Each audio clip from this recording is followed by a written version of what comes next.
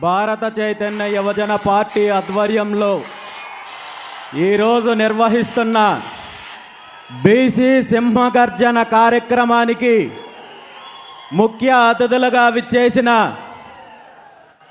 పెద్దలు, బీసీల ఆరాధ్య దైవమైనటువంటి బీపీ మండల్ గారి మనమలు, బీసీల యొక్క హక్కుల కోసం, రిజర్వేషన్ల కోసం నిరంతరం పోరాటం చేస్తున్న Delhi university professor Shri BP Mandal గారికి తన రచనల ద్వారా, సినిమాల ద్వారా బహుజనుల్లో చైతన్యం తీసుకొని వచ్చి బహుజనులకు మంచి చేసే దిశగా అనేక పోరాటాలు చేస్తున్న డైరెక్టర్ ఎన్ శంకర్ గారికి, అదేవిధంగా భారత చైతన్య యువజన పార్టీ నాయకులకు, కార్యకర్తలకు, అభిమానులకు, ఈ కార్యక్రమానికి అతిథులుగా విచ్చేసిన ఎంతోమంది బీసీ పెద్దలకు, బహుజన నాయకులకు, మరీ ముఖ్యంగా బీసీ సింహగర్జన పిలుపునకు స్పందించి రాయలసీమ రోషంతో,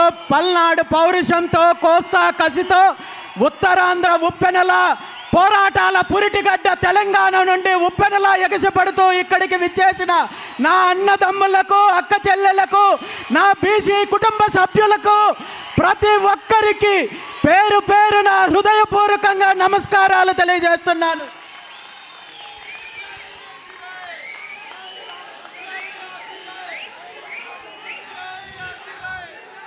అదేవిధంగా ఈ కార్యక్రమానికి సహకరిస్తున్న పోలీస్ సిబ్బందికి, మీడియా సిబ్బందికి, సాంస్కృతిక కార్యక్రమాల్లో పాల్గొన్న ప్రతి ఒక్కరికి కూడా ధన్యవాదాలు తెలియజేస్తూ, ఈరోజు మనం కార్యక్రమానికి మొదలు పెట్టేక ముందు మొట్టమొదటిసారిగా వేదిక మీదున్న అనేక మంది కులదేవులతో పాటు బీసీల యొక్క అభ్యున్నతికి, బహుజనుల యొక్క అభివృద్ధికి ఎంతో కృషి చేసిన మహనీయులందరినీ కూడా స్మరించి కులదేవతల యొక్క ఆరాధన కార్యక్రమం చేసుకున్నాము. ఈ కులదేవతల ఆరాధన ఎందుకు అంటే, వృత్తుల ఆధారంగా ఏర్పడిన కులాల యొక్క అభివృద్ధి కానీ, రక్షణ కానీ కులదేవతలను ఆరాధించినట్టయితే ఖచ్చితంగా ఆయా కులాలకు, ఆయా సామాజిక వర్గాల వారికి, ఆయా వృత్తుల వారికి రక్షణ ఉంటుంది, అభివృద్ధి ఉంటుందని మన పెద్దలు చెప్తారు, మన శాస్త్రాలు చెప్తాయి. అదే వాస్తవం కాబట్టి మన తెలుగు రాష్ట్రాలతో పాటు భారతదేశం మొత్తం మీద ఉన్న బహుజనులందరికీ ఆ కులదేవతల ఆశీర్వాదం ఉండాలని, భవిష్యత్తులో మన హక్కుల కోసం, మన అధికారం కోసం, మన ఆత్మగౌరవం కోసం చేసే పోరాటానికి దేవుళ్ళందరి ఆశీర్వాదం మనకు ఉండాలని మనస్ఫూర్తిగా మీ అందరి తరపున ఈ సందర్భంగా ప్రార్థిస్తున్నాను. అదేవిధంగా మీరందరూ చూశారు, ఎంత చారిత్రాత్మకమైన ఒక సన్నివేశము, ఒక కార్యక్రమము ఇదే వేదిక మీదుగా చేయడం జరిగింది. అదే శ్రీకృష్ణ జాంబవతుల కళ్యాణోత్సవము. మనందరికీ తెలుసు, శ్రీకృష్ణుడు అంటే సాక్షాత్తు ఆ నారాయణుడు. భవిష్యత్తు తరాలకు, భవిష్యత్తు యుగాలకు భగవద్గీతను అందించిన దేవదేవుడు మాత్రమే కాదు, ఆనాటి దోపర యుగంలోనే భవిష్యత్తులో కులాల మధ్య చిచ్చులు రేపడతారు, కుట్రలు పన్నుతారు, కుతంత్రాలు పన్నే స్వార్థపరులు కలియుగంలో రాజకీయాల రూపంలో, రాజకీయ నాయకుల రూపంలో వస్తారని తెలిసి ఆనాడే శ్రీకృష్ణుడు మొట్టమొదటిసారిగా కులాంతర వివాహాలకు నాంది పలికి ఒక సామాజిక చైతన్యానికి పిలుపునిచ్చారనే విషయాన్ని మనందరికీ తెలియజేయాలనే ఉద్దేశంతో ఈరోజు ఈ వేదిక సాక్షిగా శ్రీకృష్ణ జాంబవతుల కళ్యాణోత్సవము నిర్వహించామనే విషయాన్ని ఈ సందర్భంగా తెలియజేస్తూ ఆ స్వామి అమ్మవార్ల ఆశీస్సులు అందరికీ ఉండాలి. ఈ రాష్ట్రానికి, తెలుగు రాష్ట్రాలకు, దేశానికి మంచి జరగాలి. మన సమాజంలో ఉన్న కుట్రలను ఛేదించి భవిష్యత్తులో అందరూ కూడా ఒక అభివృద్ధి దిశగా వెళ్ళాలని చెప్పి ఈ సందర్భంగా స్వామి అమ్మవారులను ప్రార్థించడంతో పాటు మీ అందరి సమక్షంలో ఈరోజు నేను ఒక్క మాట ఇస్తున్నాను. మనకు ఎన్నో దేవాలయాలు ఉన్నాయి, ఎంతో దేవతామూర్తులు ఉన్నారు, కానీ ఎక్కడ శ్రీకృష్ణ జాంబవతుల యొక్క దేవాలయం మన ప్రాంతంలో లేదు. కాబట్టి 2 తెలుగు రాష్ట్రాల ప్రజలందరికీ అందుబాటులో ఉండే ప్రాంతంలో ఆ స్వామివారి అనుగ్రహంతో శ్రీకృష్ణ జాంబవతుల దేవాలయాన్ని నిర్మించి సామాజిక చైతన్యానికి మరో అడుగు ముందుకు వేసే దిశగా ప్రయత్నం చేస్తాను, అది సాధిస్తానని చెప్పి ఈ సందర్భంగా మీ అందరికీ తెలియజేస్తూ, దాంతోపాటు ఈరోజు మీ అందరికీ తెలుసు బీసీ సింహగర్జన. చాలామంది నన్ను అడిగారు, బీసీ సింహగర్జన అనే పేరు ఎందుకు పెట్టారు? ఇది బీసీ గర్జనో లేదా బహుజన గర్జనో లేదా మరో గర్జన అని పెట్టచ్చు కదా, సింహగర్జన అనే పేరెందుకు పెట్టారని చెప్పి చాలామంది పెద్దలు నన్ను అడిగారు. దీనికి ఖచ్చితంగా కారణం ఉంది. సింహానికి ఒక లక్షణం ఉంటుంది. సింహానికి ఒక లక్షణం ఉంటుంది. అడవిలో ఎన్ని జంతువులున్నా, సింహం కంటే బలమైన జంతువులున్నా సింహాన్ని మాత్రమే రాజు, అడవికి రాజు అని ఎందుకంటారో మీకు తెలుసా? సింహానికి తనకు ఏం కావాలో స్పష్టంగా తెలుసు. తనకి ఏం కావాలనే దానిపైన స్పష్టత ఉంటుంది. తనకు కావాల్సిన దాన్ని సాధించుకోవడానికి తనకు ఖచ్చితంగా సాధించుకునే వ్యూహం ఉంటుంది. కాబట్టి అడవికి రాజు సింహమైంది. ఈరోజు బీసీల యొక్క డిమాండ్లను నెరవేర్చుకోవడానికి, బీసీ ఉద్యమానికి నాంది పలకడానికి బీసీ సింహగర్జన పేరుతో ఈరోజు ఈ కార్యక్రమాన్ని నిర్వహిస్తున్నామని చెప్పి ఈ సందర్భంగా మీ అందరికీ తెలియజేస్తున్నాను. గత సంవత్సరం 2025 డిసెంబర్ 11వ తేదీన విజయవాడలో బీసీ మహాసదస్సు పేరుతో ఈ తెలుగు రాష్ట్రాల్లో ఉన్న బీసీల యొక్క సమస్యలపైన, బీసీల యొక్క డిమాండ్లపైన అనేక మంది పెద్దలు, సంఘాలను ఆహ్వానించి చర్చించిన తర్వాత 5 ప్రధాన డిమాండ్లను నెరవేర్చుకోవడానికి భవిష్యత్తు ప్రణాళిక ప్రకటిస్తూ ఆనాడు ఈ బీసీ సింహగర్జన కార్యక్రమం గురించి, బహిరంగ సభ గురించి ప్రకటించడం జరిగింది. ఈ కార్యక్రమాన్ని ప్రకటించిన రోజు నుండి ఈ రోజు వరకు ఈ రాష్ట్రంలో ఉన్న అధికార పార్టీ కావచ్చు, బీసీ వ్యతిరేక శక్తులు కావచ్చు, బహుజనుల వ్యతిరేక శక్తులు కావచ్చు, పరిపాలన పక్కన పెట్టి, వాళ్ళ వ్యాపకాలు పక్కన పెట్టి పూర్తిగా బీసీ సింహగర్జన కార్యక్రమాన్ని ఏ విధంగా అడ్డుకోవాలి, ఏ విధంగా తప్పుదారి పట్టించాలి, ఏ విధంగా నిర్వీర్యం చేయాలి, ఏ విధంగా తప్పుడు ప్రచారం చేయాలి, ఏ విధంగా తప్పుడు కథనాలతో ప్రజల్లో అయోమయం గురి చేయాలని చెప్పి ఈ 2 నెలల కాలంలో వీళ్ళందరూ చెయ్యని ప్రయత్నం లేదు. చివరికి ప్రభుత్వము, పోలీస్ డిపార్ట్మెంట్ని అడ్డం పెట్టుకొని ఈ కార్యక్రమానికి అనేక కుంటి సాకులు చెప్తూ పర్మిషన్ నిరాకరించే విధంగా ఒత్తిడి తీసుకొని వస్తే చిట్ట చివరి ప్రయత్నంగా ఈ రాష్ట్రంలో ప్రజాస్వామ్యాన్ని నిలబెట్టడానికి, భారత రాజ్యాంగాన్ని కాపాడడానికి ఉన్న ఒకే ఒక్క ఆయుధము గౌరవ హైకోర్టుని సంప్రదిస్తే హైకోర్టు వారు శాంతియుతంగా ప్రజాస్వామ్యబద్ధంగా జరిగే ఈ కార్యక్రమాన్ని అడ్డుకునే హక్కు మీ ప్రభుత్వానికి లేదని చెప్పి అనుమతి ఇవ్వడం వల్లే ఈరోజు ఈ కార్యక్రమాన్ని మనం చేసుకోగలుగుతున్నాము. మీ అందరి ముందుకు నేను వచ్చి మాట్లాడుకుంటున్నాను. కాబట్టి ఈ సందర్భంగా 2 తెలుగు రాష్ట్రాల్లో ఉన్న బీసీ ప్రజలందరి తరపున గౌరవ హైకోర్టు వారికి మనస్ఫూర్తిగా పాదాభివందనం తెలియజేస్తున్నాను.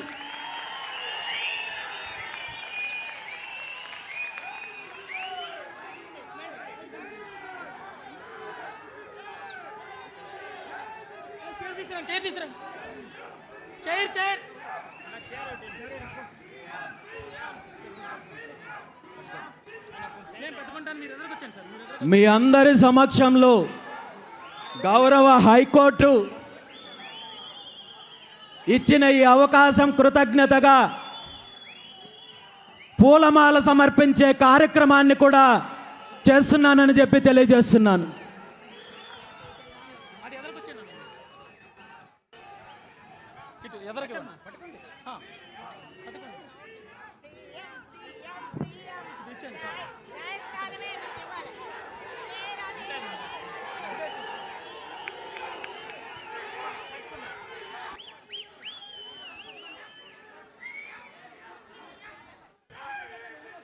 ఈరోజు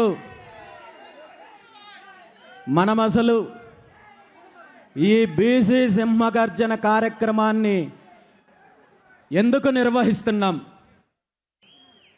ఈ కార్యక్రమము నా వ్యక్తిగతమైన అజెండా కాదు, కేవలం పార్టీకి సంబంధించిన అజెండా కాదు, రాజకీయ అజెండా అంతకన్నా కాదు.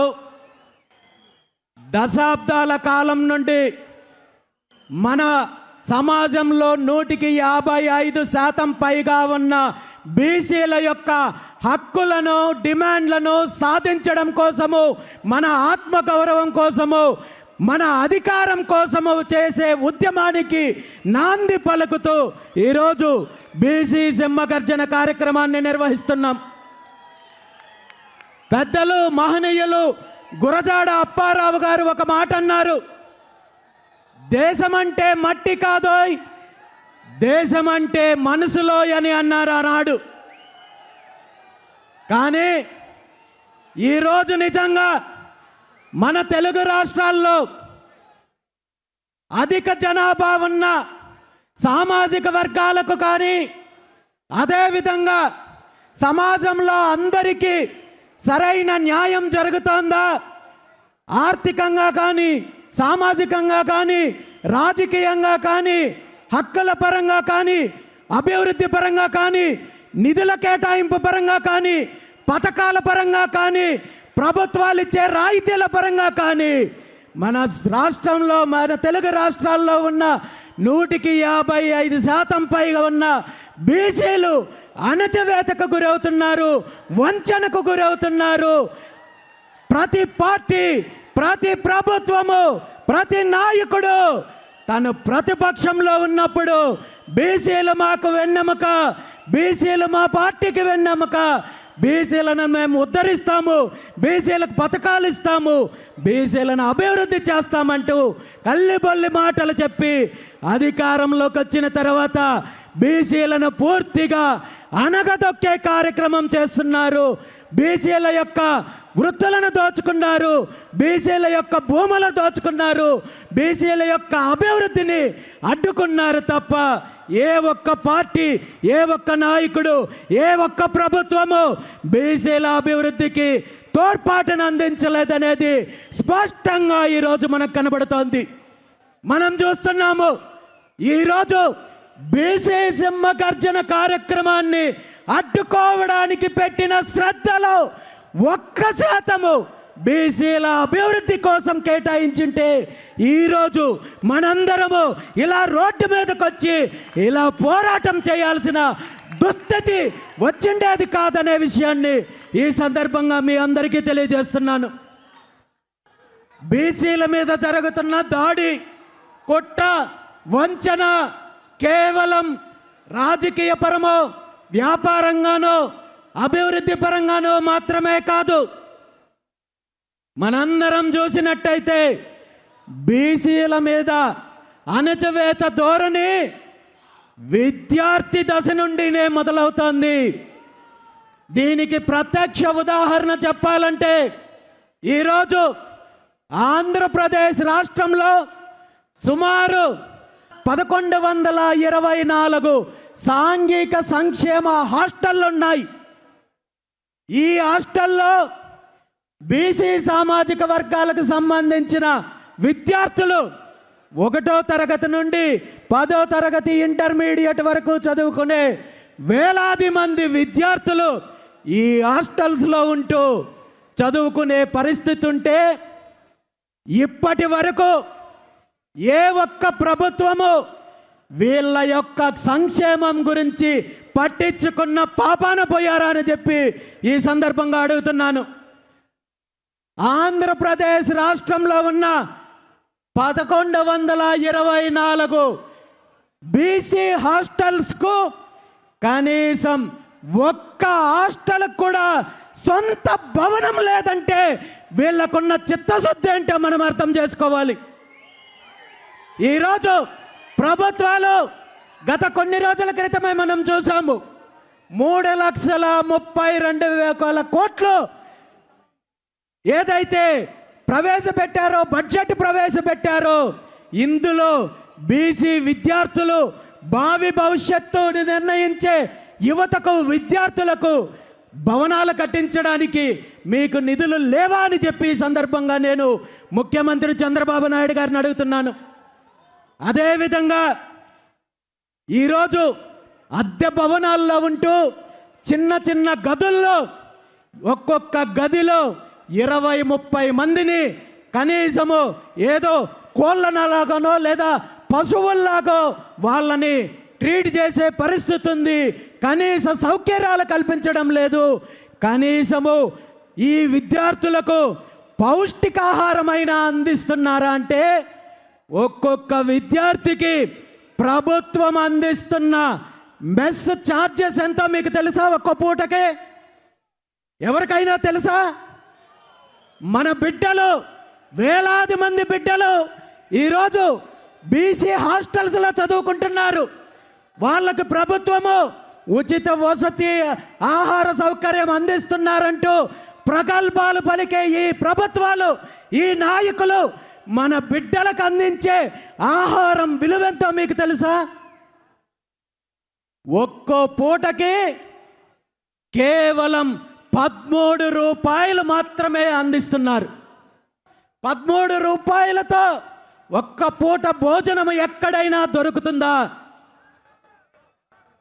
ఈ 13 రూపాయల భోజనంలో కూడా కాంట్రాక్టర్ కమిషను, అధికారుల కమిషను, నాయకుల కమిషను ఇవన్నీ పోగా మన విద్యార్థులకు ఎంత మోతాదులో ఆహారాన్ని అందిస్తున్నారో, వాళ్ళకు పౌష్టికాహారం అందుతుందో, అలాంటి ఆహారం తీసుకొని వాళ్ళ ఎదుగుదల ఎలా ఉంటుంది, వాళ్ళ మేధాశక్తి ఏ విధంగా ఎదుగుతుందో మనందరం కూడా గుర్తించాలి. ఈరోజు ముఖ్యమంత్రి చంద్రబాబు నాయుడు గారిని, విద్యాశాఖ మంత్రి నారా లోకేష్ నాయుడు గారిని ఒక్కటే అడుగుతున్నాను.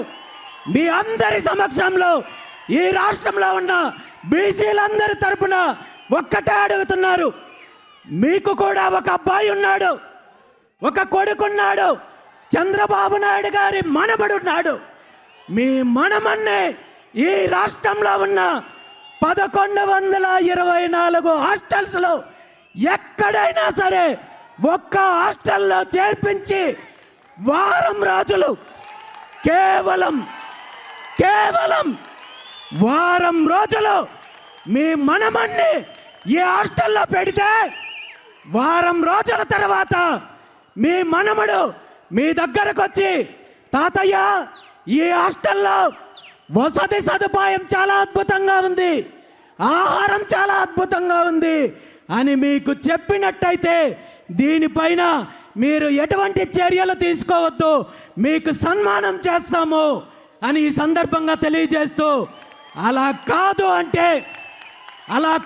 అంటే ఇప్పటికైనా కళ్ళు తెరిచి ఏ వేల మంది విద్యార్థులు భవిష్యత్తును నిర్ణయించే సాంఘిక సంక్షేమ హాస్టళ్లను వెంటనే సొంత భవనాలు నిర్మించాలి, వీళ్ళ మెస్ ఛార్జెస్ వీళ్ళ సౌకర్యాలను వెంటనే సమీక్షించి పరిస్థితులను మెరుగుపరచాలని చెప్పి ఈ సందర్భంగా ముఖ్యమంత్రి చంద్రబాబు నాయుడు గారికి, విద్యాశాఖ మంత్రి నారా లోకేష్ గారికి డిమాండ్ చేస్తున్నాను.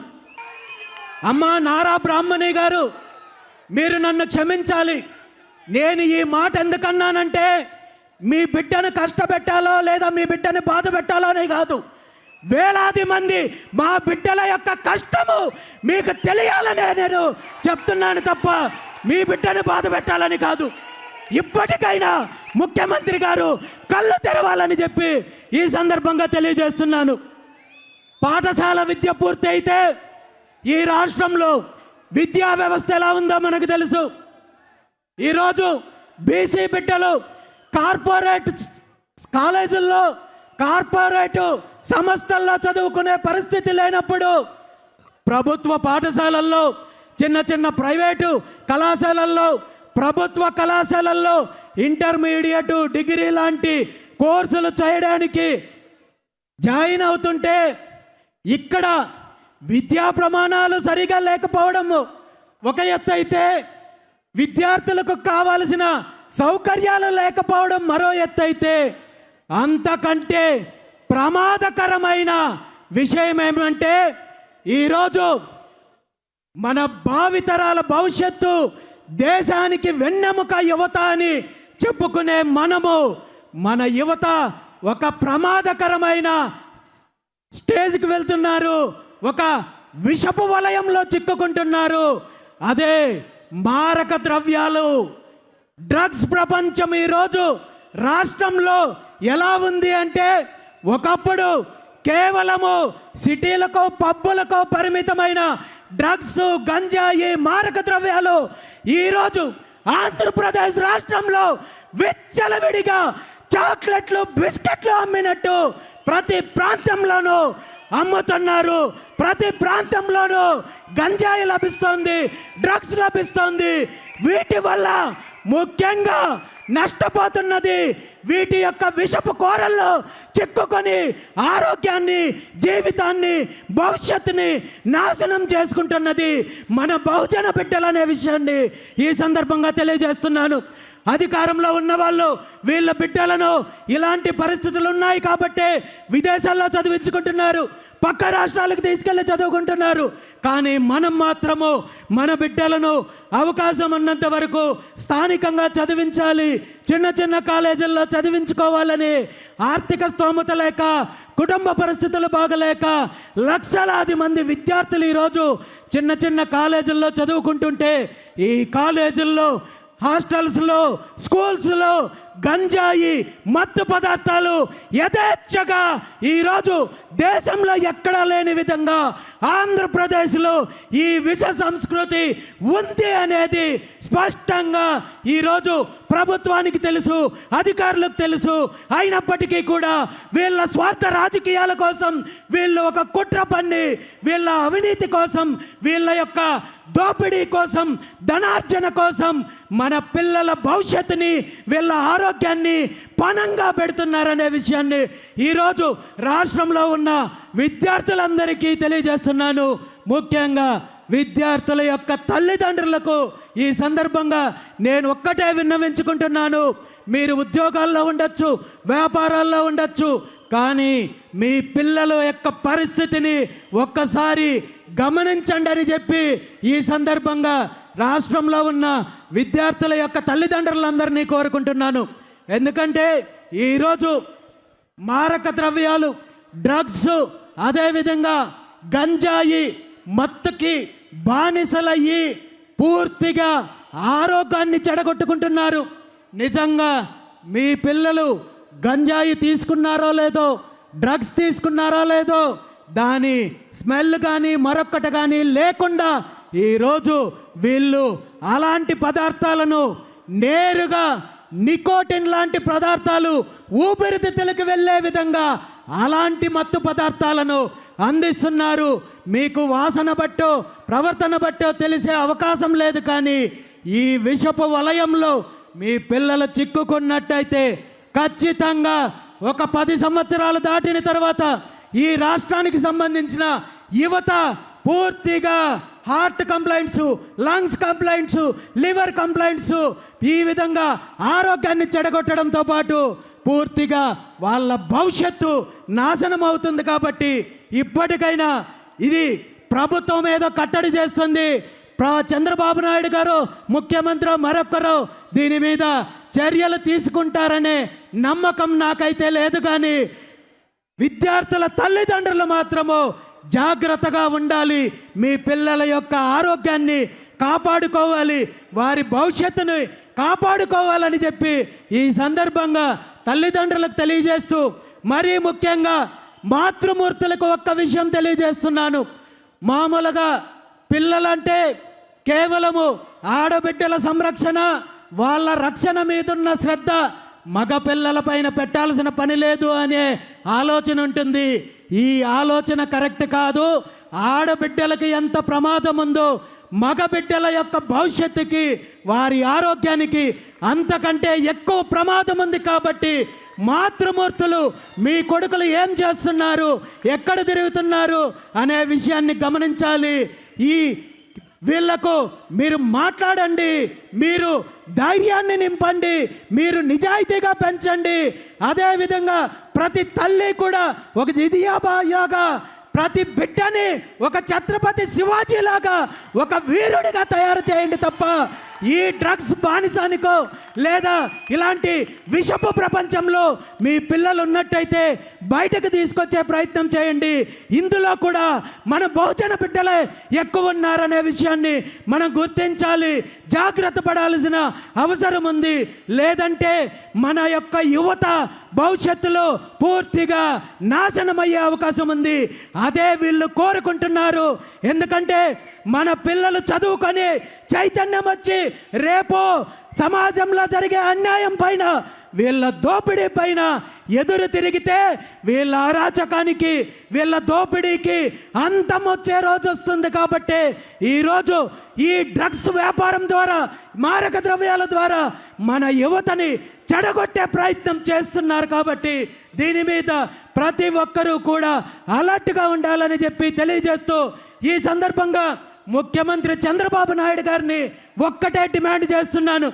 నిజంగా మీకు చిత్తశుద్ధి ఉంటే, మీకు యువతను ఈ మత్తు నుండి, ఈ మారక ద్రవ్యాల నుండి కాపాడాలనే ఆలోచన 1% ఉన్నా ఇప్పటికైనా దీని మీద ప్రత్యేక ఎంక్వైరీ వేయండి.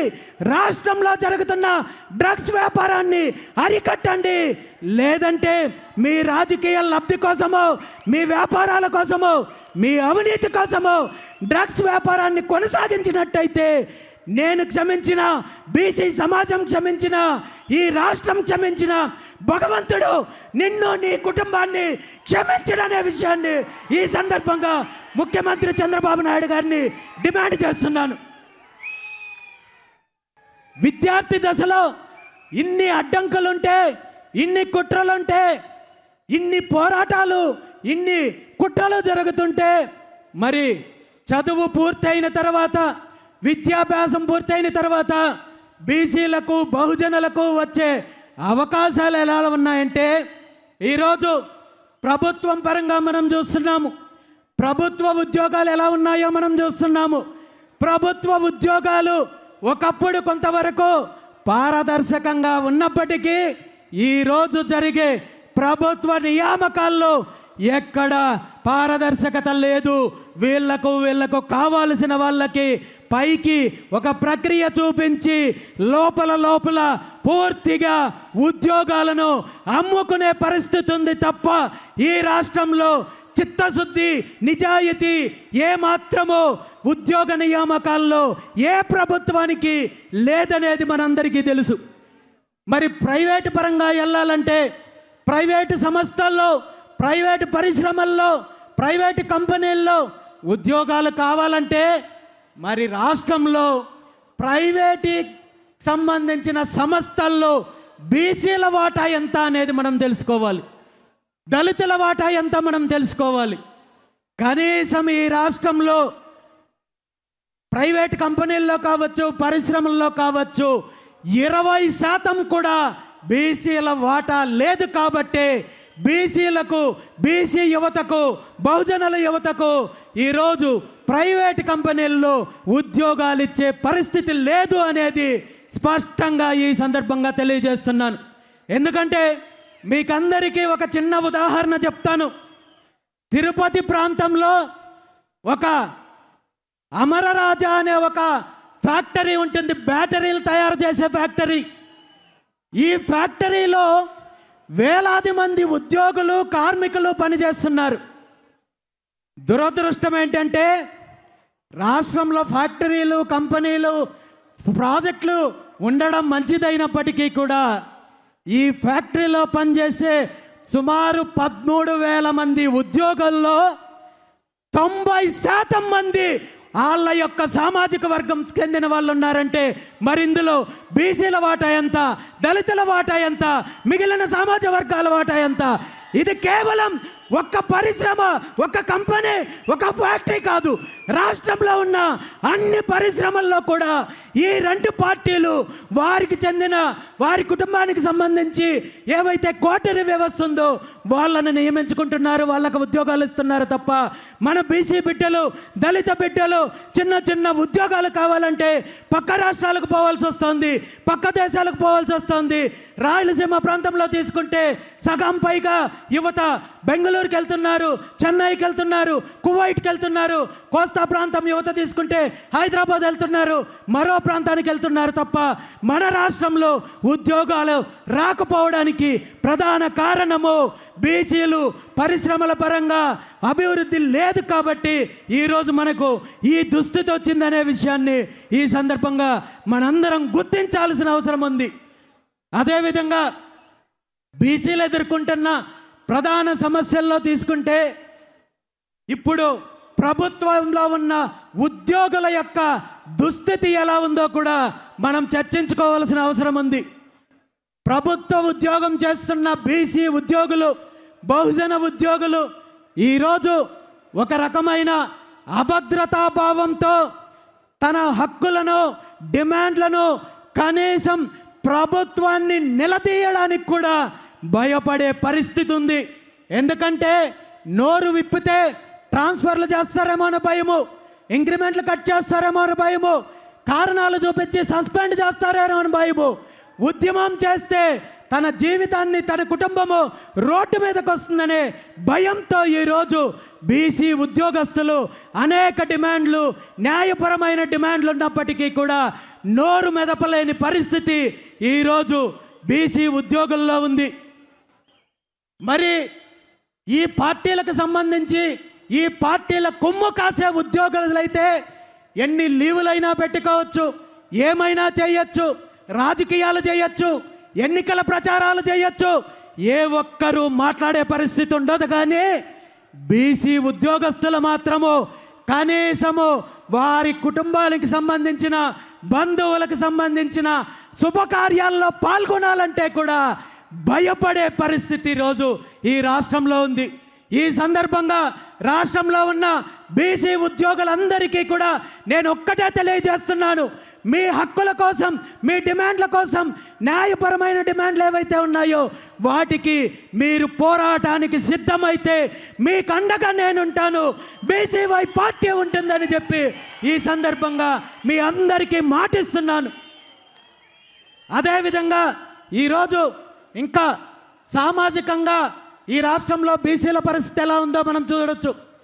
ఉద్యోగుల విషయం గురించి మాట్లాడినప్పుడు కేవలం బీసీలకు సంబంధించిన అంశమే నేను ఎందుకు మాట్లాడానంటే, దళిత ఉద్యోగులకు కొంతవరకు ఆ మహనీయుడు అంబేద్కర్ గారిచ్చిన హక్కు వల్ల, రాజ్యాంగం కల్పించిన హక్కు వల్ల దళితుల మీద బీసీల కంటే వేధింపులు తక్కువ ఉన్నాయి కాబట్టి దళితుల మీద ఇలాంటి వేధింపులు చేస్తే చెప్పు తీసుకొడతారనే భయం ఉంది కాబట్టి దళితుల మీదకి రావడం లేదు. కానీ అలాంటి రక్షణ ఈరోజు బీసీలకు లేదు కాబట్టి బీసీ ఉద్యోగస్తులను ఏ పార్టీ అధికారంలో ఉన్నా వేధించే పరిస్థితి ఉంది.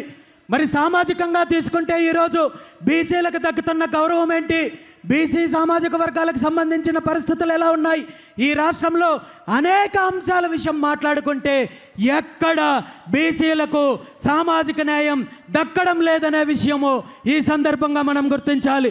ఈరోజు జిల్లాల పేర్లు తీసుకుంటే ఈ రాష్ట్రాన్ని అనేక రకాలుగా దోపిడీ చేసిన వ్యక్తుల పేర్లు ఈరోజు రాష్ట్రానికి సంబంధించిన జిల్లాలకు పెట్టారు. ఎన్టీఆర్ జిల్లా అన్నారు, అదేవిధంగా వైఎస్ఆర్ జిల్లా అన్నారు. కానీ ఎవరైతే స్వతంత్రం కోసం పోరాటం చేసిన బీసీ నాయకులు రాష్ట్రాన్ని, ఉమ్మడి రాష్ట్రాన్ని అన్ని రకాలుగా అభివృద్ధి చెందాలి, బహుజనుల హక్కులు కావాలని పోరాటం చేసిన ఏ ఒక్క నాయకుడి పేరైనా ఈరోజు రాష్ట్రానికి సంబంధించిన జిల్లాలకు పేర్లు పెట్టారా అని చెప్పి ఈ సందర్భంగా ఈ పార్టీలను, ప్రభుత్వాన్ని అడుగుతున్నాను. కేవలం జిల్లాలకు సంబంధించిన అంశమే కాదు, మిగిలిన అన్ని అంశాల్లో సామాజిక న్యాయం బీసీలకు జరగడం లేదనే విషయాన్ని ఈ సందర్భంగా మనందరం కూడా గుర్తించాల్సిన అవసరం ఉంది. మరి అన్నింటికంటే ముఖ్యంగా రాజకీయ అంశం. ఉమ్మడి ఆంధ్రప్రదేశ్ రాష్ట్రం ఉన్నప్పటి నుండి రాష్ట్రం విడిపోయిన తర్వాత తెలంగాణ కావచ్చు, ఆంధ్రప్రదేశ్ రాష్ట్రంలో కావచ్చు, బీసీలంటే కేవలం వీళ్ళు ఓట్లు వేయడానికి పనికొచ్చే యంత్రాలు, తప్పుడు హామీలు ఇస్తే వాటిని నమ్మి మమ్మల్ని మోసం చేయడానికి పనికొచ్చే ఒక యంత్రాలు తప్ప మరొకటి కాదు అని 79 సంవత్సరాల స్వతంత్ర భారతదేశంలో మనము అనేక పార్టీలను, నాయకులను, ప్రభుత్వాలను చూసాం. ఈరోజు ప్రతిపక్షంలో ఉన్నప్పుడు బీసీల గురించి ఒక రకంగా మాట్లాడతారు, అధికారంలోకి వచ్చిన తర్వాత మరో రకంగా మాట్లాడతారు. అది పదవుల విషయంలో కావచ్చు, నిధుల విషయంలో కావచ్చు, అధికారం ఇచ్చే విషయంలో కావచ్చు, ఏ పార్టీ అయినా బీసీలకు మేము పదవులు ఇస్తున్నామని చెప్పి ఉత్సవ విగ్రహాల్లాగా నిలబెట్టి ఎటువంటి అధికారము, ఎటువంటి నిధులు లేకుండా వంచే ప్రయత్నం చేస్తున్నారు తప్ప మరొకటి కాదు అనే విషయాన్ని మనందరం కూడా గుర్తించాల్సిన అవసరం ఉంది. ఈరోజు ఆంధ్రప్రదేశ్ రాష్ట్రానికి సంబంధించి శాసనసభ్యుల విషయం ఒక్కటి మనం తీసుకుంటే ఆంధ్రప్రదేశ్ రాష్ట్ర శాసనసభలో 175 మంది అభ్యర్థులు ఉన్నారు, 175 మంది ఎమ్మెల్యేలు ఉన్నారు, 175 మంది సభ్యుల్లో ఈ రాష్ట్రంలో 55% పైగా ఉన్న బీసీలకు సంబంధించి ఎంతమంది ఎమ్మెల్యేలు ఉన్నారో మీ అందరికీ తెలుసా? 175 మంది శాసనసభ్యుల్లో బీసీలకు సంబంధించి కేవలం 34 మంది మాత్రమే ఉన్నారనే విషయాన్ని ఈ సందర్భంగా మనం తెలుసుకోవాలి. ఈరోజు ఎస్సీ సామాజిక వర్గం నుండి 29 మంది ఉన్నారు, ఎస్టీ సామాజిక వర్గం నుండి 7 మంది ఉన్నారు.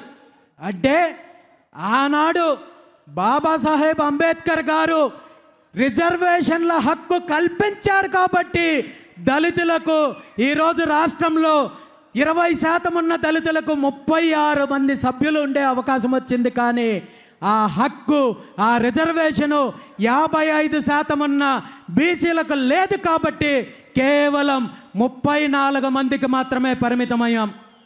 ఈరోజు కేవలము ఇది శాసనసభకే పరిమితం అవ్వలేదు, కింద స్థాయి కార్పొరేషన్ దగ్గర నుండి, సర్పంచ్ దగ్గర నుండి, ఎంపీటీసీ, జడ్పీటీసీ ప్రతి స్థాయిలో కూడా బీసీలకు రాజకీయంగా అన్యాయం జరుగుతోంది. వీళ్ళిచ్చే పదవులు కూడా కేవలము ఉత్సవ విగ్రహాలు లాంటి పదవులే ఉంటాయి తప్ప వీళ్ళకి అధికారం లేదు. ఎవరైనా బీసీ నాయకుడు అభివృద్ధి చెందుతున్నాడంటే వాళ్ళ మీద ఆరోపణలు చేయడానికి, వాళ్ళ మీద నిందలు వేయడానికి, ప్రభుత్వాలు పార్టీలతో పాటు వీళ్ళ వంతన పాడే పత్రికలు, బీసీ ద్రోహు యొక్క పత్రికలు ఈ రాష్ట్రంలో చాలా ఉన్నాయనే విషయాన్ని మనం గుర్తించాలి. ఈరోజు మనం చిన్న ఉదాహరణలు తీసుకుంటే, గత కొన్ని రోజుల క్రితము ఒక బీసీ నాయకుడు గౌతు లచ్చన్న గారికి సంబంధించిన స్వతంత్ర సమరయోధులు గౌతు లచ్చన్న గారికి సంబంధించిన కార్యక్రమంలో ఒక బీసీ సామాజిక వర్గానికి చెందిన మంత్రి పాల్గొన్నారని, అదే కార్యక్రమంలో మరో పార్టీకి చెందిన నాయకుడు పాల్గొన్నారని చెప్పి ఆ మంత్రి గురించి ఒక పత్రిక, ఈనాడు అనే పత్రిక రాస్తూ ఇంకిత జ్ఞానం లేకుండా ఈరోజు మరో పార్టీకి సంబంధించిన నాయకుడితో కలిసి కార్యక్రమంలో పాల్గొన్నారని చెప్పి ఈనాడు అనే ఒక పత్రిక రాస్తుంది. అదేవిధంగా తిరుమల తిరుపతి దేవస్థానంలో 3 సార్లు సభ్యుడిగా, టీటీడీ పాలక మండలి సభ్యుడిగా చేసిన ఒక బీసీ సామాజిక వర్గానికి చెందిన నాయకుడు అక్కడ ఒక గెస్ట్ హౌస్ నిర్మించి స్వామివారికి సేవ చేయాలనుకుంటే అతని మీద ఆంధ్రజ్యోతి అనే ఒక తోక పత్రిక తప్పుడు కథనాలు రాసి ఆ నిర్ణయాన్ని వెనక్కి తీసుకునే విధంగా దుష్ప్రచారం చేస్తుంది. కేవలం ఈ 2 సంఘటనలే కాదు, ఎక్కడైనా రాష్ట్రంలో ఒక బీసీ నాయకుడు ముందుకొస్తున్నాడు, ఒక బీసీ నాయకుడు పోరాటం చేస్తున్నాడు లేదా మంచి పని చేస్తున్నాడంటే అతని మీద విష ప్రచారం చేయడానికి, ఇలాంటి విషపు రాతలు రాయడానికి ఇలాంటి నీచమైన పత్రికలు ఈ రాష్ట్రంలో ఉన్నంత వరకు బీసీలకు మంచి రోజులు రావు అని చెప్పి ఈ సందర్భంగా తెలియజేస్తూ, ఇలాంటి బీసీలకు, దళితులకు వ్యతిరేకంగా పనిచేసే ఈ 2 పత్రికలను రాష్ట్రంలో ఉన్న బహుజనులందరూ కూడా బహిష్కరించాలని చెప్పి ఈ సందర్భంగా పిలుపునిస్తున్నాను. ఎందుకంటే ఈ దోపిడీ పార్టీలకు, ఈ కుటుంబ పార్టీలకు మద్దతు ఇచ్చే ఇలాంటి విషపు పత్రికలు ఉన్నంత వరకు మన డిమాండ్లు, మన యొక్క చైతన్యము ముందుకు వెళ్ళలేం. కాబట్టి ఈ 2 పత్రికలను, ఈ 2 సంస్థలను నిషేధించాలి, బహిష్కరించాలని చెప్పి ఈ సందర్భంగా బీసీ సమాజానికి పిలుపునిస్తున్నాను. బీసీ ఉద్యమానికి మద్దతు ఇచ్చే వార్తాపత్రికలు, మీడియా సంస్థలు అనేక రకాలుగా ఉన్నాయి. కేవలము మేం చెప్పిందే వేదము, మేం రాసిందే వేదం అని చెప్పే పరిస్థితి ఈరోజు లేదు. సోషల్ మీడియా ఉంది, అనేక టీవీలు ఉన్నాయి, అనేక వార్తాపత్రికలు ఉన్నాయి.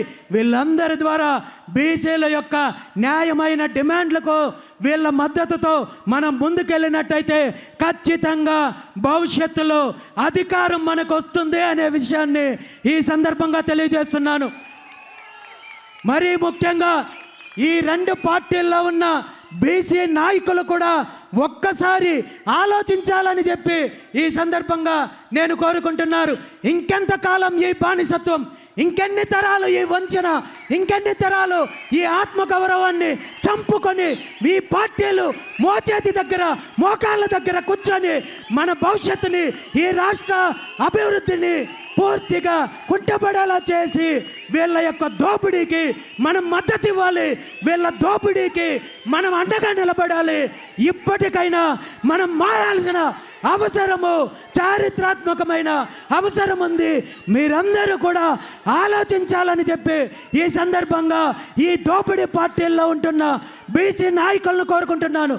నాకు తెలుసు ఈ పార్టీల్లో ఉన్న ఏ ఒక్క నాయకుడికి స్వతంత్రం లేదు, అధికారం లేదు. కేవలం పేర్లు పెట్టుకోవడానికి మాత్రమే ఈరోజు పదవులు ఇస్తున్నారు తప్ప మీ పరిస్థితి ఎలా ఉందో నాకు తెలుసు. కాబట్టే ఈరోజు మీ అందరికీ పిలుపునిస్తున్నాను. మీరు ఆలోచించి ఒక్క అడుగు ముందుకు వేయండి. ఈ దోపిడీ పార్టీలను బంగాళాఖాతంలో కలిపేయడానికి నేను సిద్ధంగా ఉన్నానని చెప్పి ఈ సందర్భంగా తెలియజేస్తున్నాను. మీ పెద్దరికానికి, మీ గౌరవానికి ఏమాత్రం ఆటంకం లేకుండా మీ స్థాయిని పెంచే విధంగా నేను మీ అందరి ముందుంటాను. నాలో ఏవైనా, నా నిర్ణయాల్లో ఏవైనా లోటుపాట్లుంటే, తప్పులుంటే మీరు దీన్ని గుర్తించినట్టయితే సరిదిద్దుకోవడానికి నేను సిద్ధంగా ఉన్నాను. ఈ 2 తెలుగు రాష్ట్రాల్లో ఉన్న బీసీ నాయకత్వము ఒక్కతాటిపైకి రావాల్సిన చారిత్రాత్మకమైన అవసరం ఉందని చెప్పి ఈ సందర్భంగా తెలియజేస్తూ, ఖచ్చితంగా భవిష్యత్తులో బీసీలకు రాజ్యాధికారం వచ్చేంత వరకు ఆంధ్రప్రదేశ్ రాష్ట్ర ముఖ్యమంత్రి పదవి దగ్గర నుండి, తెలంగాణ రాష్ట్ర ముఖ్యమంత్రి పదవి దగ్గర నుండి అన్ని స్థాయిల్లో బీసీలకు నిజమైన అధికారం రావడానికి మిగిలిన అన్ని వర్గాలతో కలిపి, దళితులతో కలిపి, కాపులతో కలిపి, వైశ్యులు, బ్రాహ్మణులు, అన్ని సామాజిక వర్గాలు, ఈ 2-3 పార్టీలు ఏవైతే దోపిడీ పార్టీలు ఉన్నాయో వీళ్ళ బాధితులే. కాబట్టి మనమందరము కూడా ఏకమవ్వాల్సిన చారిత్రాత్మకమైన అవసరము ఇప్పుడు వచ్చిందని చెప్పి ఈ సందర్భంగా మీ అందరికీ పిలుపునిస్తున్నాను. ఎందుకంటే ఈ పార్టీల వల్ల, వీళ్ళ దోపిడీ వల్ల, వీళ్ళ వంచనకి గురవుతున్నది ప్రధానంగా బీసీలు అయినప్పటికీ కూడా మిగిలిన సామాజిక వర్గాలను కూడా వీళ్ళు ఇలాగే వాడుకుంటున్నారు. దళితులకు ఆ మహనీయుడు ఇచ్చిన రిజర్వేషన్ల వల్ల వీళ్ళు పదవులు ఇస్తున్నారు. కానీ అదే లేకుండా ఉంటే ఈరోజు మంత్రి పదవులో, ఎమ్మెల్యే పదవులో, ఎంపీ పదవులో కాదు, కనీసము వార్డు మెంబర్గా కూడా ఈ దోపిడీ పార్టీలు అవకాశము ఇచ్చిండేవి కాదు అనే విషయాన్ని ఈ రాష్ట్రంలో, తెలుగు రాష్ట్రాల్లో ఉన్న ఎస్టీ, ఎస్టీ సోదరులు, నాయకులు గుర్తించాలి. ఇప్పటి వరకు 79 సంవత్సరాల నుండి రిజర్వేషన్లు అనుభవిస్తున్నప్పటికీ కూడా దళితులను కేవలము వీళ్ళ చెప్పు చేతుల్లో పెట్టుకొని బానిసత్వంతో వాడుకుంటున్నారు తప్ప అధికారం లేదు, అభివృద్ధి లేదు. కాబట్టి దళితుల్లో చైతన్యం రావాల్సిన అవసరం ఉంది. ఈ ఉద్యమంలో కలిసి రావాల్సిన చారిత్రాత్మకమైన అవసరం ఉందని చెప్పి ఈ సందర్భంగా పిలుపునిస్తున్నాను. దాంతోపాటు ఈరోజు సమాజంలో ఎక్కువ శాతం ఉన్న సామాజిక వర్గాల్లో కాపు సామాజిక వర్గం ఒకటనే విషయం మనందరికీ తెలుసు. కానీ బీసీలను, దళితులను ఏ విధంగా ఈ దోపిడీ పార్టీలు ఉపయోగించుకుంటున్నారో కాపులను కూడా అదే రకంగా పదవులో లేదంటే మరొక రకంగానో చూపించి ఎరవేసి వంచే ప్రయత్నం చేస్తున్నారు తప్ప కాపులకు అభివృద్ధి లేదు, అదేవిధంగా అధికారం లేదు, నిధులు లేదనే విషయాన్ని గుర్తించాల్సిన అవసరము కాపు సామాజిక వర్గానికి ఉంది. కాపు కొదమ సింహం వంగవీటి రవణ నిజంగా ఈరోజు బ్రతికే ఉన్నింటే, వంగవీటి రంగా గారు బ్రతికే ఉన్నింటే ఈరోజు ఈ దోపిడీ పార్టీలను బంగాళాఖాతంలో కడపడానికి తను జెండా ఎత్తి చెయ్యెత్తి ముందుకొచ్చిండేవాడని చెప్పి ఈ సందర్భంగా కాపు జాతి గుర్తించాల్సిన అవసరం ఉంది. దురదృష్టం ఏంటంటే అలాంటి మహనీయుణ్ణి నిర్దాక్షిణ్యంగా హత్య చేసిన ఈ దోపిడీ పార్టీలకు ఈరోజు మద్దతు ఇవ్వాల్సిన దుస్థితి కాపులకు వచ్చిందంటే కాపు సామాజిక వర్గం ఒక్కసారి కళ్ళు తెరవాల్సిన అవసరం ఉంది. మనకు కావాల్సింది బానిసత్వమా, అధికారమా అనేది తేల్చుకోవాల్సిన అవసరము కాపు సమాజానికి ఉందనే విషయాన్ని ఈ సందర్భంగా తెలియజేస్తూ, నిజంగా వంగవీటి రంగన్న ఆశయాలను కొనసాగించాలనుకుంటే మీరు ముందుకు రండి. ఈ దోపిడీ పార్టీలతో యుద్ధం చేద్దాము. వీళ్ళ యొక్క దోపిడీని, వీళ్ళ అరాచకాన్ని తరిమి కొడదాము.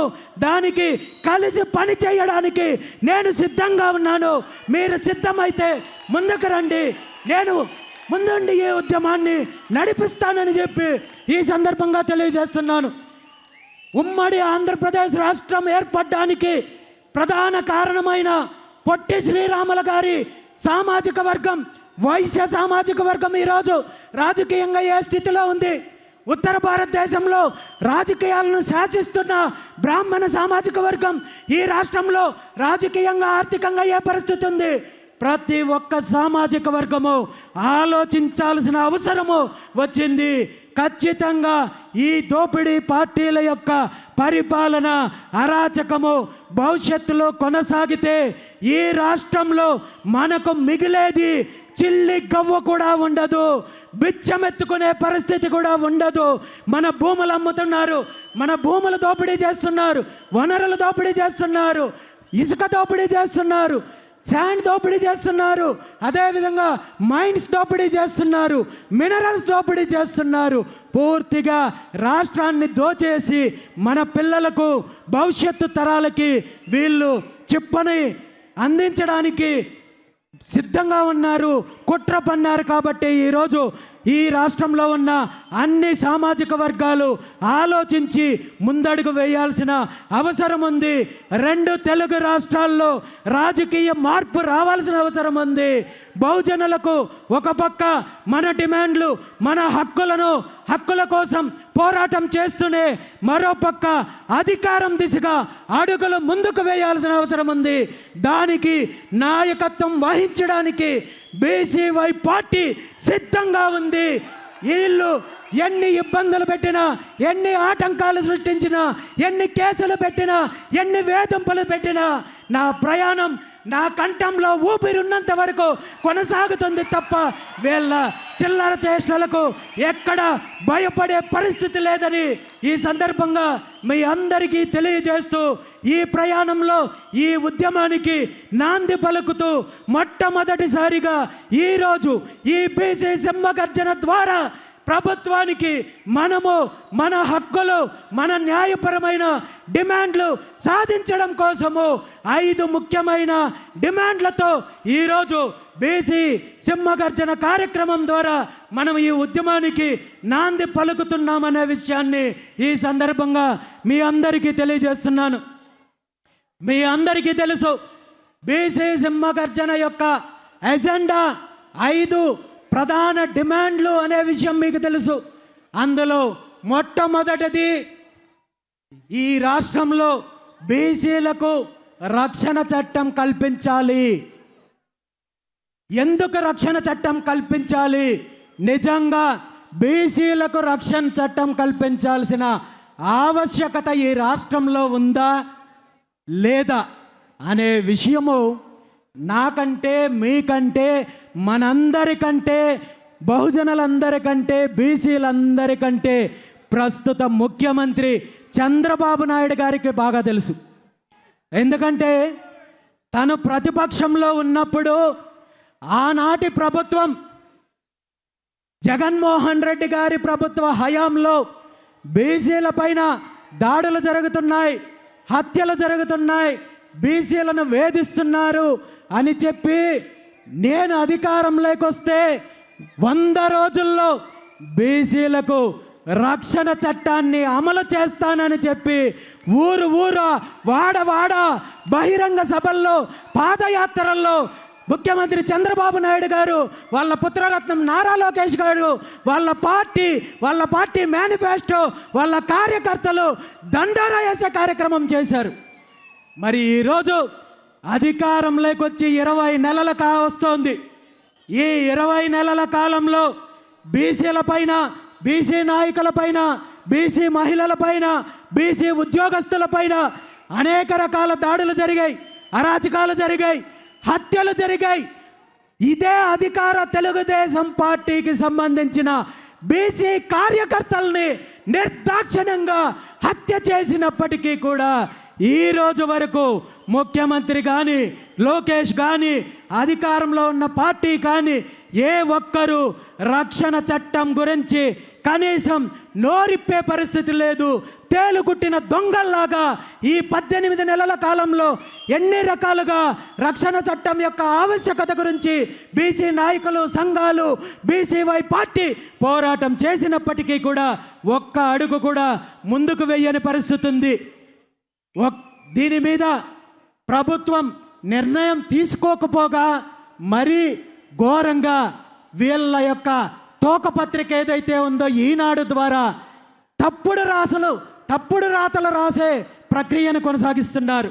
ఎప్పుడైతే బీసీ సింహగర్జన ఎజెండాని ప్రకటించామో వెంటనే చంద్రబాబు నాయుడు గారిని గత 40 సంవత్సరాల నుండి తన చీకటి రాజకీయాలకు, కుట్ర రాజకీయాలకు ఏ విధంగా వంత పాడుతూ వస్తోందో అదే విధంగా ఈనాడు పత్రిక బీసీ ఉద్యమాన్ని నీరు కార్చడం కోసము తప్పుడు కథనాలు, తప్పుడు వార్తలు రాయడానికి ప్రయత్నం చేసిందనే విషయాన్ని మనందరం చూసాము.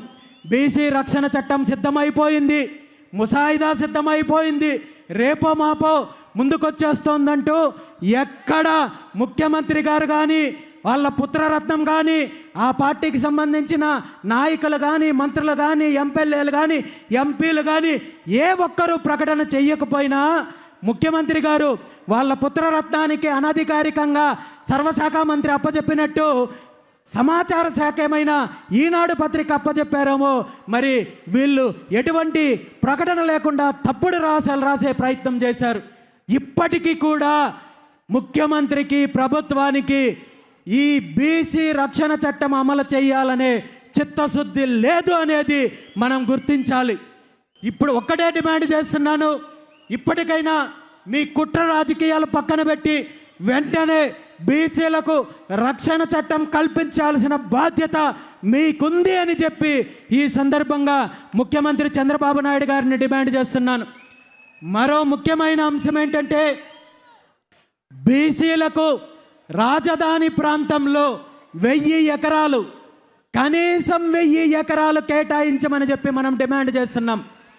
బీసీలకు నిజంగా భూములు ఎందుకు కేటాయించమంటున్నాం? దీని మీద మనం ఏమైనా వీళ్ళు చేస్తున్నట్టు రియల్ ఎస్టేట్ వ్యాపారం చేయడానికా, లేదంటే అవినీతి చేయడానికా, లేదంటే దోపిడీ చేయడానికా అంటే ఖచ్చితంగా కాదు.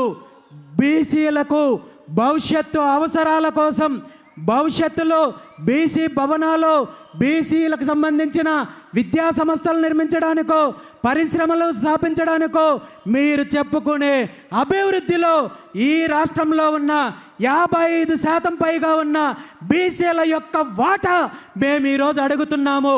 ఇది మీరు పెట్టే భిక్ష కాదు, బీసీల యొక్క హక్కు అని చెప్పి ఈ సందర్భంగా నేను తెలియజేస్తున్నాను. ఎందుకంటే ఉమ్మడి ఆంధ్రప్రదేశ్ రాష్ట్రం ఏర్పడినప్పుడు హైదరాబాదు ప్రాంతంలో వేలాది ఎకరాలు అభివృద్ధి పేరు చెప్పి, ఫిలిం సిటీల పేర్లు చెప్పి, ఇన్ఫ్రాస్ట్రక్చర్ పేరు చెప్పి, రియల్ ఎస్టేట్ పేరు చెప్పి, హోటల్స్ పేరు చెప్పి వీళ్లకు, వీళ్ళ సామాజిక వర్గాలకి, వీళ్ళ బినామీలకు, వీళ్ళ చెంచాలకు 1000 ఎకరాలు అప్పనంగా కట్టబెట్టే ప్రయత్నం జరిగింది. తెలుగుదేశం పార్టీ ప్రభుత్వం కానీ, అప్పుడు అధికారంలో ఉన్న కాంగ్రెస్ పార్టీ ప్రభుత్వం కానీ ఈ 1000 ఎకరాల భూపందారంలో ఉమ్మడి ఆంధ్రప్రదేశ్కి సంబంధించి హైదరాబాదులో బీసీల వాటా ఏమైనా ఉంది అంటే భూతద్దం వేసి వెతికిన ఈరోజు బీసీలకు సంబంధించి 1 సెంటు కేటాయింపు జరగలేదు. బీసీలకు సంబంధించిన ఎలాంటి కార్యక్రమం చేయాలన్నా ఈరోజు హైదరాబాదులో ప్రైవేటు హోటల్స్లోనో మరో ప్రాంతంలోనో మరొకరు దయతలిస్తేనో అక్కడ నిర్వహించుకోవాల్సిన దుస్థితి ఉంది. కాబట్టి అలాంటి దుస్థితి ఈరోజు ఆంధ్రప్రదేశ్ రాష్ట్ర రాజధానిలో మనకు రాకూడదు, మన పిల్లలకు రాకూడదు. అదే పరిస్థితి కొనసాగితే ఆంధ్రప్రదేశ్ రాష్ట్ర రాజధానిలోకి మనం వెళ్ళాలంటే టోల్ ఛార్జెస్ పే చేసి, టోల్ గేట్ ఫీజు కట్టి మనము లోపలికి వెళ్ళే దుస్థితి వస్తుంది. కాబట్టి మనం మేల్కోవాల్సిన అవసరం ఉంది, మన వాటా తేల్చుకోవాల్సిన అవసరం ఉంది.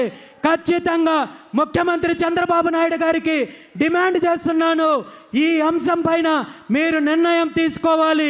బీసీలకు మీరు ఇప్పటి వరకు సేకరించిన 33,000 ఎకరాలు రెండో విడతలో సేకరిస్తున్నానంటున్నారు, మూడో విడత అంటున్నారు.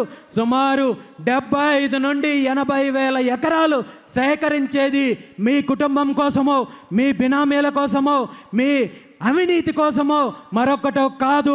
ఈ రాష్ట్ర ప్రజలకు సంబంధించింది. రాజధాని అంటే మీకో మీ సామాజిక వర్గానికో సంబంధించిన అంశం కాదు అనే విషయాన్ని ముఖ్యమంత్రి చంద్రబాబు నాయుడు గారు గుర్తించాలి. బీసీల యొక్క వాటా తేల్చాలి, బీసీలకు 1000 ఎకరాలు కనీసం కేటాయింపు చేయాలి అని చెప్పి సందర్భంగా డిమాండ్ చేస్తున్నాను. ఈరోజు మిగిలిన సామాజిక వర్గాలందరినీ కూడా కోరుకుంటున్నాను, మీరందరూ కూడా ముందుకు రండి. కాపుల ముందుకు రండి, దళితుల ముందుకు రండి, మిగిలిన సామాజిక వర్గాలకు ముందుకు రండి. మీ యొక్క వాటా ఏంటో రాజధాని ప్రాంతంలో తేల్చుకోండి. ఇప్పుడు తేల్చుకోనట్టయితే భవిష్యత్తులో మన పిల్లలకు అంధకారం తప్ప మరొకటి ఏమీ ఉండదు అని చెప్పి ఈ సందర్భంగా బీసీలతో పాటు మిగిలిన అందరినీ కూడా పిలుపునిస్తున్నాను. మీరు పోరాటం చేయడానికి సిద్ధపడితే మీ పోరాటానికి బీసీవై పార్టీ మద్దతు ఉంటుంది, నా మద్దతు ఉంటుంది. అందరం ముందుకు రండి, కలిసి పోరాటం చేద్దాం, మన హక్కులను సాధించుకుందామని చెప్పి ఈ సందర్భంగా ప్రతి ఒక్కరిని కూడా పిలుపునిస్తున్నాను. మరో ప్రధాన డిమాండ్, గత దశాబ్దాల కాలం నుండి పార్టీలు బీసీలకు హామీ ఇచ్చి వంచి మోసం చేసే కార్యక్రమం ఏదైతే ఉందో అది బీసీల యొక్క ఈ రాష్ట్రంలో సమగ్ర కులగణన చేపట్టాలి. మా జనాభా ఎంత ఉందో తేల్చాల్సిన అవసరం ఉంది. దాని ప్రకారము మాకు రిజర్వేషన్లు కల్పించాల్సిన అవసరం ఉంది. 1983లో తెలుగుదేశం పార్టీ స్థాపించినప్పుడు ఇచ్చిన ప్రధాన హామీల్లో బీసీలకు 44% విద్యా ఉద్యోగాలు చట్టసభల్లో రిజర్వేషన్లు కల్పిస్తామని చెప్పి ఏ హామీ అయితే ఇచ్చారో ఆ హామీని మీరు అధికారం అనుభవించిన ఈ 23 సంవత్సరాల్లో ఒక్కసారి కూడా అమలు చేయాలనే ఆలోచన రాలేదు. కాబట్టి ఇప్పటికైనా ముఖ్యమంత్రి గారు నిద్రలో నుండి మేల్కోవాలి, బీసీలకు ఇచ్చిన హామీలను నెరవేర్చాలి. మీరు మళ్ళీ దీని మీద కూడా చేస్తున్న తప్పుడు ప్రచారము 34% ఇస్తాము, దీనికి కమిషన్ ఏర్పాటు చేస్తాం, మరొకటి చేస్తామంటే తప్పుదారి పట్టించే ప్రయత్నం ఉంది. దీన్ని ఈ రాష్ట్ర బీసీలు ఒప్పుకునే సమస్య లేదని ఈ సందర్భంగా మీకు తెలియజేస్తూ వెంటనే కులగణన చేపట్టాలి. దాని ప్రకారము కనీసం 44% రిజర్వేషన్లు అమలు చేయాలి. మీరు 44% రిజర్వేషన్లు అమలు చేసిన తర్వాతే స్థానిక సంస్థల ఎన్నికలకు వెళ్ళాలి. అలా కాదని మీరు ముందుకెళ్ళాలంటే మీ రాష్ట్రంలో బీసీ ఉద్యమము తీవ్ర రూపం ఉంటుందని చెప్పి ఈ సందర్భంగా మిమ్మల్ని హెచ్చరిస్తున్నాను.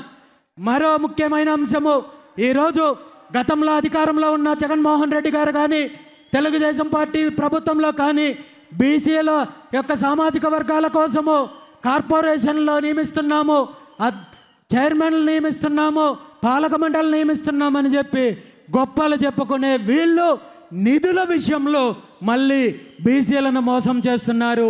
మీ పార్టీకి చెందిన నాయకుడికో కార్యకర్తకో పదవినిస్తే ఆ పదవి వల్ల బీసీ కులాలకు బీసీ సామాజిక వర్గాలకు ఎటువంటి న్యాయం జరగదు.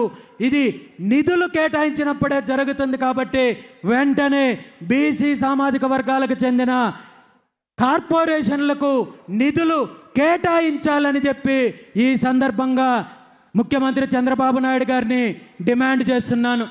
ఈ 5 ప్రధాన డిమాండ్లను, న్యాయమైన డిమాండ్లను నెరవేర్చాల్సిన బాధ్యత ప్రభుత్వానికి ఉంది, ముఖ్యమంత్రికి ఉంది. ఈరోజు అలా కాదని మీరు మళ్ళీ వంచే ప్రయత్నం చేసిన, కాలయాపన చేయాలనే ప్రయత్నం చేసిన ఈ రాష్ట్రంలో జరిగే బీసీ ఉద్యమానికి జరిగే నష్టానికి మీరు బాధ్యత వహించాల్సి ఉంటుందని చెప్పి ఈ సందర్భంగా ముఖ్యమంత్రి గారిని హెచ్చరిస్తున్నాను. గతంలో అనేక సందర్భాల్లో, అనేక అంశాల్లో, అనేక ఉద్యమాల్లో మీరు బీసీ ఉద్యమాన్ని నీరుగార్చే ప్రయత్నం చేశారు. ఏదో ఒక రకంగా వంచో, భయపెట్టించో, పదవులు తాయిలాలుగా చూపించో ఉద్యమాన్ని అణచివేసే ప్రయత్నం చేశారు. కానీ ఈరోజు అలాంటి పరిస్థితి లేదు అనే విషయాన్ని మీకు ఈ సందర్భంగా తెలియజేస్తున్నాను. ఈ సందర్భంగా మీ అందరికీ ఒక ముఖ్యమైన విషయం చెప్పదలుచుకున్నాను.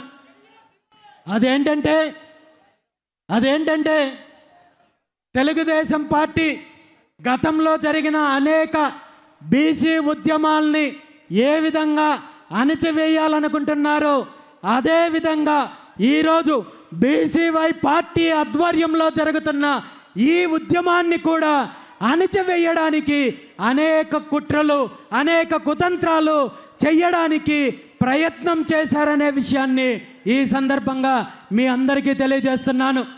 సాక్షాత్తు క్యాబినెట్లో ఉన్న ఒక మంత్రి, ఒక బీసీ మంత్రి, ఒక బీసీ బిడ్డ నాకు నేరుగా ఫోన్ చేసి ఒక్క విషయం చెప్పారు. మా నాయకుడు, మా చిన్నబాబు, మా ముఖ్యమంత్రి గారి పుత్రరత్నము మీతో మాట్లాడాలనుకుంటున్నాడు. అది ఢిల్లీలోనో మరో ప్రాంతంలోనో ఒక్కసారి కలవాలనుకుంటున్నాడంటూ నాకు రాయబారం తీసుకొచ్చి వచ్చాడు. ఈ విషయాన్ని నేను మీకు ఎందుకు చెప్తున్నానంటే వ్యక్తిగతంగా జరిగే సంభాషణలను బహిరంగంగా వెల్లడించడము పద్ధతి కాదు అని నాకు తెలిసినప్పటికీ నా మీద ఇలాంటి కుట్రలు మళ్ళీ భవిష్యత్తులో ఏ నాయకుడు చెయ్యకూడదనే ఈ సందర్భంగా నేను బహిరంగంగా తెలియజేస్తున్నాను. ఈ మంత్రి గారికి నేను ఒక్కటే చెప్పాను, నిజంగా మీ ముఖ్యమంత్రి గారి పుత్రరత్నానికి నాతో కలవాలంటే నా డిమాండ్లతో నేను ముందుకొస్తాను. నేరుగా అతని దగ్గరికే వస్తాను, బహిరంగంగా నేను వస్తాను. ఈ డిమాండ్లను నెరవేర్చమని చెప్పండి, నేను కలవడానికి సిద్ధంగా ఉన్నాను. అంతే తప్ప మీలాంటి చీకటి రాజకీయాలు, ఇలాంటి చిల్లర రాజకీయాలు నాతో చెయ్యొద్దని చెప్పి ఈ సందర్భంగా తెలియజేశాను. ఆయన నన్ను మరో రకంగా బెదిరించే ప్రయత్నం కూడా చేశారు. మా నాయకుడు, మా ముఖ్యమంత్రి తన 40 ఏళ్ల రాజకీయ జీవితంలో ఇలాంటి ఉద్యమాలు, ఇలాంటి నాయకులను, ఇలాంటి డిమాండ్లను ఎన్నో చూసింటారు. ఆయన ఏ విధంగా వాటిని అనగదొక్కాడో, ఏ విధంగా తొక్కి పెట్టాడో మీకు తెలియంది కాదు, మీరు ఇబ్బంది పడతారు, గుర్తించుకోండి అని చెప్పి నన్ను హెచ్చరించే ప్రయత్నం చేస్తే నేను ఒక్కటే చెప్పాను, మీ ముఖ్యమంత్రికి తన 40 ఏళ్ల జీవితంలో ఎంతోమంది నాయకుల్ని, ఉద్యమాలని చూశారేమో, కానీ ఈ 40 ఏళ్ల జీవితంలో రామచంద్ర యాదవ్ లాంటి వాడు తగిలింటాడు. నాలాంటి వాడు తగిలింటే కథ ఎంత దూరం వచ్చేది కాదు. ఎప్పుడు మీ దోపిడీకి, మీ అరాచకానికి అంతం పలికి బీసీలకు రాజ్యాధికారం అందించిండేవాడిని చెప్పి ఈ సందర్భంగా తెలియజేయడం జరిగింది. తొక్కడానికో మరొకటి చేయడానికో ఈరోజు నేను కాళ్ళకు చెప్పులు వేసుకునే అలవాట్లేదు కాబట్టి నేను చెప్పులు పంపించలేను, లేదంటే నేను మీకు చెప్పులు పంపించుంటాను, వాటిని తొక్కుకోమని చెప్పి చేయమని ఈరోజు ఒక్కటే చెప్తున్నాను. కేవలము ఈ 5 డిమాండ్లతో ఏదో ఒక బహిరంగ సభ పెట్టడము, రేపొద్దున్నే మళ్ళీ మన కార్యక్రమాలు మనం చేసుకుంటాము, మళ్ళీ డైవర్షన్ చేస్తాము, మళ్ళీ మా రాజకీయాలు మేము చేస్తామని మీరు అనుకున్నట్టయితే అది మీ పొరపాటు. ఈరోజు ఈ ఉద్యమానికి కేవలం ఇది ఆరంభం మాత్రమే. ముఖ్యమంత్రి గారికి ఒక్కటే చెప్తున్నాను, నేను అన్నింటికీ సిద్ధపడే ఈ ఉద్యమాన్ని మొదలుపెట్టాను. మీ బెదిరింపులకు, మీ తప్పుడు కేసులకు, మీ అక్రమ కేసులకు నేను కాదు కదా, నా కాలు మీద ఉన్న వెంట్రుక కూడా భయపడదని చెప్పి ఈ సందర్భంగా తెలియజేస్తున్నాను. ఈ సందర్భంగా నేను ఒక్కటే చెప్తున్నాను, ఆనాడు శ్రీకృష్ణ భగవానుడు న్యాయంగా ఉన్న, న్యాయం వైపు నిలిచిన పాండవుల కోసము రాయబారం వెళ్తూ కురుక్షేత్రానికి ముందు కౌరవుల వద్దకు రాయబారం వెళ్ళి న్యాయంగా సగం రాజ్యం ఇవ్వమన్నాడు. అలా కుదరకపోతే కనీసము 5 ఊర్లు ఇవ్వమన్నాడు. ఆ 5 ఊర్లు ఇవ్వలేదు కాబట్టి కురుక్షేత్రం జరిగింది, రాక్షస సంహారం జరిగింది. ఈరోజు నేను ఒక్కటే చెప్తున్నాను, ఈ రాష్ట్రానికి సంబంధించిన 5 న్యాయమైన డిమాండ్లను నెరవేర్చినట్టయితే ముఖ్యమంత్రి చంద్రబాబు నాయుడు గారు బీసీ ఉద్యమం యొక్క తీవ్రతను రుచి చూడాల్సి వస్తుంది. దీనికి మీరు బాధ్యత వహించాల్సి వస్తుంది. నేను ఈరోజు వ్యక్తిగత జీవితాన్ని, వ్యాపార జీవితాన్ని, కుటుంబ జీవితాన్ని అన్నింటినీ తెగించి ఈ రాష్ట్రంలో ఒక మార్పు కోసం, అధికారం కోసం, మీ దోపిడీ యొక్క అంతం కోసం పోరాటం చేస్తున్నాను. ఈరోజు బీసీల యొక్క ఉద్యమంలో ఈ 5 డిమాండ్లు సాధించడానికి మళ్ళీ సంవత్సరాల దశాబ్దాలు కాలం గడవాల్సిన అవసరం లేదు. ఇప్పటికే ఎన్నో తరాలు ఈరోజు కాలం గడిచిపోయింది. ఎన్నో కుట్రలకు బలయ్యాము, దోపిడీకి బలయ్యాము. మన తాతలు ఈరోజు వంచనకు గురయ్యారు, తండ్రులు వంచనకు గురయ్యారు. మనము ఈరోజు అదే పరిస్థితుల్లో ఉన్నాం. మన భవిష్యత్తు తరాలు, మన పిల్లలకు ఖచ్చితంగా ఈ దోపిడీ నుండి విముక్తి కలిగించి మనం హక్కులు, అధికారాన్ని అందించాల్సిన బాధ్యత ఉంది. కాబట్టి ఈరోజు ముఖ్యమంత్రి గారికి నేను బీసీ సమాజం తరపున, ఈ రాష్ట్రంలో ఉన్న 3 కోట్ల మంది బీసీల తరపున ఒక్కటే అడుగుతున్నాను. ఈ న్యాయమైన 5 డిమాండ్లను నెరవేర్చడానికి మీకు 30 రోజులు గడువిస్తున్నాను. మీకు మార్చి 31వ తేదీ వరకు గడువిస్తున్నాను. ఈ గడువులోగా ఈ 5 డిమాండ్లను నెరవేర్చాల్సిన బాధ్యత మీకుంది. అలా కాదని మేనమేషాలు లెక్కించి తప్పుడు ప్రచారాలతో, కుట్ర రాజకీయాలతో బీసీలను వంచాలనే ప్రయత్నం చేస్తే నేను ఆమరణ నిరాహార దీక్షకు సిద్ధంగా ఉన్నానని చెప్పి తెలియజేస్తున్నాను. దానికి ముహూర్తం కూడా ఇప్పుడే ఇక్కడే చెప్తున్నాను. బాబాసాహెబ్ అంబేద్కర్ గారు సాక్షిగా ఈరోజు మీ అందరి ముందు తెలియజేస్తున్నాను.